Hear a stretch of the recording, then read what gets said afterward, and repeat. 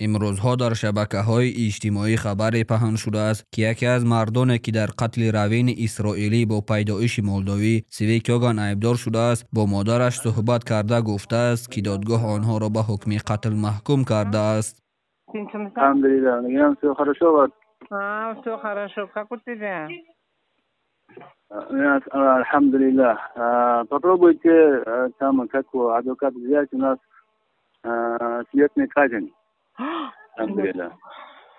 روین سیویک یاگان نماینده حرکت خبر در امارات متحده عربی روز 21 نوامبر سال 2024 در شرایط مرموز به درک شده بود. سیویک یاگان که شهروندی رژیم اشغالگر اسرائیلی را داشت و از روی پیدایش مولداوی بود تقریبا نصف روز ناپدید گردید، اما بعدتر ماشین او را در شهر العین پیدا کردند و اسرائیل اعلان کرد که جسد روین سیویک یاگان که در امارات متحده عربی به درک شده بود پیدا شد. گمان می‌رفت که در پس این حادثه 3 شهروند ازبکستان قرار دارند. پس از کشتار گمانبران به ترکیه فرار کردند. بعداً در نتیجه یک عملیات مخفی که از جانب خدمات جاسوسی ترکیه و پلیس انجام داده شد، آنها در استانبول بازداشت گردیدند. یک منبع نیروهای امنیتی ترکیه برای ترس اطلاع داد که همه گمانبران با درخواست حکومت امارات به امارات متحده عربی فرستاده شدند. وزارت کارهای داخلی امارات اظهار داشت که این 3 مرد شهروندی ازبکستان را دارند و اینها می باشند: المپی طاهرویچ 28 ساله، محمود جان عبدالرحیم 28 ساله و عزیزبک کمیلویچ 33 ساله.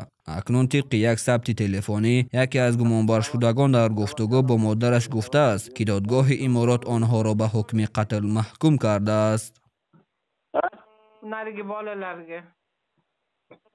На троих у нас смертный казнь. И этот, как его?